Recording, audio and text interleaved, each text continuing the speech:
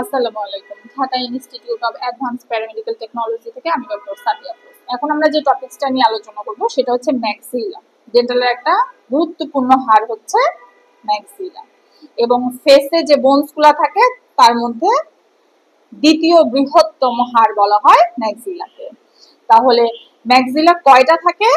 দুইটা ম্যাক্সিলা থাকে, এবং দুইটা ম্যাক্সিলা মিলেই আমাদের উপরের মাড়িটা তৈরি হয়ে থাকে। তাহলে আমরা যদি মেডিকেল সায়েন্স অনুযায়ী সংজ্ঞা বলি, তাহলে আমরা বলবো maxilla is the second largest bones of the face and two maxilla forms the upper jaw.